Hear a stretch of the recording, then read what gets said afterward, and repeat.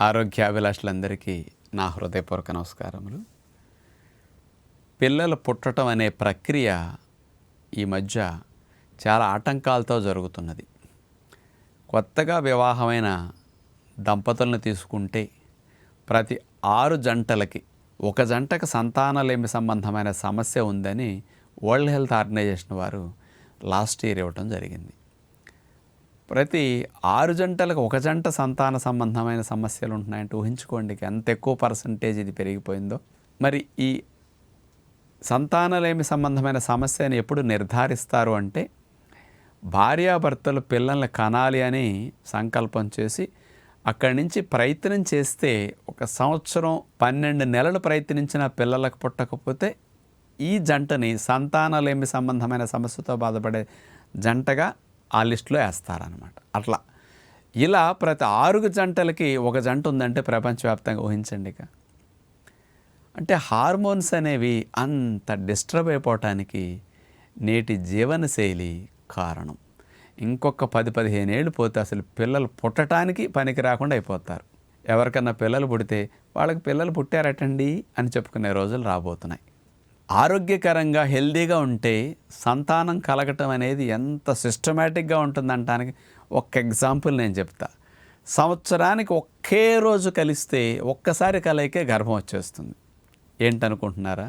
ఆవులకి 12 నెలలకు ఒకసారి ఎగ్ రిలీజ్ అవుతూ ఉంటుంది. ఎగ్ రిలీజ్ అయిన వెంటనే లోపల కొన్ని హార్మోన్ చేంజెస్ మొదలవుతాయి కదా. దానివల్ల కొన్ని బ్లడ్లో కలుస్తాయి, అవి యూరిన్ ద్వారా బయటకు వస్తాయి. ఆవుకి ఎగ్ రిలీజ్ అయిన రోజున యూరిన్ స్మెల్ డిఫరెంట్గా ఉంటుంది. అంతకుముందు ఆవు ఎద్దు పక్కనే సంవత్సరం నుంచి కలిసి పక్కనే ఉన్నప్పటికీ ఒక్కరోజు కూడా ఆవుకి ఎద్దు మీద కోరిక రాదు, ఎద్దుకి ఆవు మీద కోరిక రాదు. కలిసే ప్రయత్నం చేయవు, ఎందుకంటే హార్మోన్స్ లేనప్పుడు వాటికి స్టిమ్యులేషన్ రాదనమాట.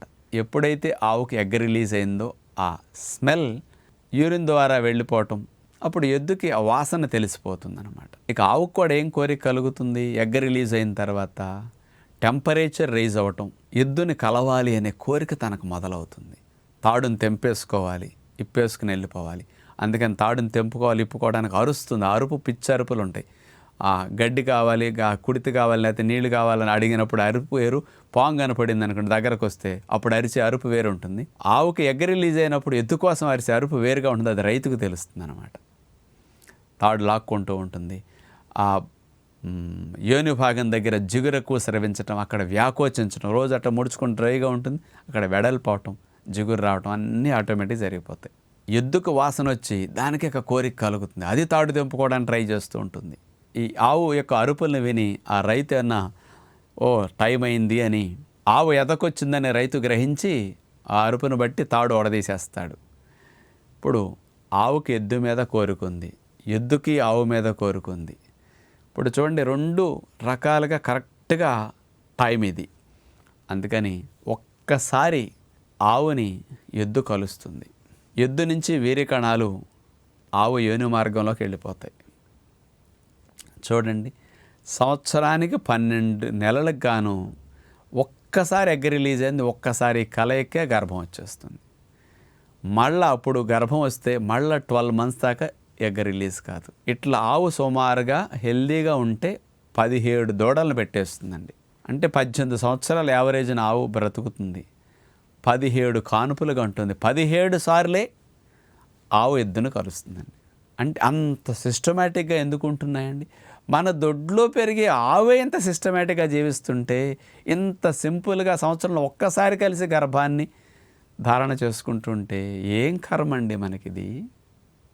సంవత్సరాల తరబడి కలిసినా పిల్లలు పుట్టట్లేదు, 5 ఏళ్ళు 10 ఏళ్ళు కలిసినా పిల్లలు పుట్టట్లేదు. అసలు లోపల ఏమైనా ఉంటే కదా, హార్మోన్స్ ఉంటే కదా, వీరి కణాలు ఉంటే కదా, ఎగ్ సరిగా ఉంటే కదా. ఆవిడికి ఎగ్ రిలీజ్ అయితే ఈయనకి వీరి కణాలు సరిగా ఉండవు, ఇలాంటి ఈయనకి వెళ్ళినప్పుడు ఆవిడికి ఎగ్ సరిగా ఉండదు. అందుకని ఇలాంటి అస్తవ్యస్తమైన జీవన విధానంతో సంతానానికనే యోగ్యత లేకుండా బిడ్డలు తయారవుతున్నారంటే, అలాంటి స్థితిని వీళ్ళకి కలిగించడానికి కారకులు తల్లిదండ్రులు. ఈ పాపమంతా పేరెంట్స్ అంటా నేను. అంటే మీ పిల్లల సంతానాన్ని కంటానికి కూడా పనికిరానట్టుగా మీరు పెంచారు అంటున్నా నేను. మరి ఇప్పుడు కరెక్ట్ ఏం పెట్టాలో తెలియదు, ఏం చిన్నప్పుడు అలవాటు చేస్తే మంచిదో తెలియదు, ఏం తినకూడదో తెలియదు, ఎప్పుడు తినకూడదో తెలియదు. పేరెంట్స్కి ఇలాంటి అవగాహన లేకపోవటం వల్ల పిల్లల జీవితాలు ఇట్లా బలైపోతున్నాయి ఈ రోజుల్లో. అందుకని పిల్లలు పుట్టకపోతే అప్పుడు పేరెంట్సే ఏడుస్తుంటారు. మరి పరిష్కారం లేదా అంటే ఎంత సింపుల్గా పరిష్కారం ఉందో దీనికి. హెల్దీగా ఉండే స్త్రీకి ఎంత సిస్టమేటిక్గా హార్మోన్స్ ఉంటాయంటే కరెక్ట్గా 26 డేస్ సైకిల్లో పీరియడ్స్ మొదలైన రోజు నుంచి 14వ రోజు ఎగ్ కరెక్ట్గా విడుదలవుతుందండి. ఇప్పుడు మేము చెప్పే న్యాచురల్ ఫుడ్స్ తింటూ, నట్స్, స్ప్రౌట్స్, డ్రై ఫ్రూట్స్ తింటూ, ఫ్రూట్స్ ఎక్కువ తింటూ, వ్యాయామాలు చేసి న్యాచురల్ లైఫ్ స్టైల్ జీవనశైలి ఫాలో అయ్యే వాళ్ళందరికీ అంత సిస్టమేటిక్గా విడుదలయ్యే వాళ్ళకి 100 మంది 1000 మంది కరెక్ట్గా 14వ రోజున ఎగ్ విడుదలవుతుంది. అసలు ఎగ్ విడుదలైన రోజున మీరు ఏం చూసుకోవక్కర్లా, మీ ఆలోచనలు బట్టే 14వ రోజున మీరు లెక్కెట్టుకోవచ్చండి. రోజుటి కంటే డిఫరెంట్గా ఉంటుంది ఎగ్ రిలీజ్ అయిన రోజున. మీరెవరు గమనించుకోక మీకు తెలియట్లేదు, కానీ ఆడవారికి ఆ రోజున టెంపరేచర్ రోజుటి కంటే 1 డిగ్రీ వేరియేషన్ ఉంటుంది. లోపల మీకు వేడి అంటే లోపల టెంపరేచర్ పెరిగినప్పుడు సిమ్టమ్స్ రోజుటి కంటే డిఫరెంట్గా తెలుస్తాయి. కోరిక ఆ భాగంలో ఎక్కువ కలుగుతూ ఉంటుంది ఆ రోజులో. ఆ మర్మావయవాల భాగాల్లో జిగురు ఎక్కువ స్రవిస్తూ ఉంటాయి. స్మెల్ డిఫరెంట్గా ఉంటుంది ఆ భాగంలో ఆ రోజున. ఇవన్నీ కూడా ఎగ్ రిలీజ్ అయినప్పుడు కనిపించే లక్షణాలు. ఇప్పుడు ఈ లక్షణాలను బట్టే ఎద్దు ఆకర్షితమైంది ఆవుకి. ఈ లక్షణాలు కరెక్ట్గా వస్తాయి.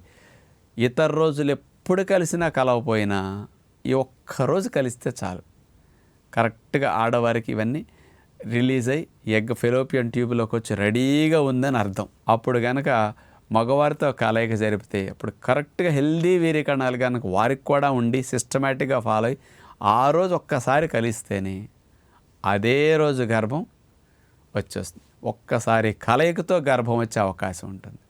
ఇంత సిస్టమేటిక్గా హార్మోన్స్ రిలీజ్ అయ్యి సంతాన సాఫల్యం సవ్యంగా జరగాలి అంటే మరి మీరు ఇప్పటికైనా సరే ఆలోచించండి. యూత్ అందరూ వయసు వచ్చింది, ఉద్యోగం వచ్చిందని పెళ్లి చేసుకుంటున్నాం, కానీ కంటానికి శరీరంలో యోగ్యత లేకుండా అయిపోయింది. కాబట్టి మీరు మారండి, ఆహారపు అలవాట్లు మార్చుకోండి.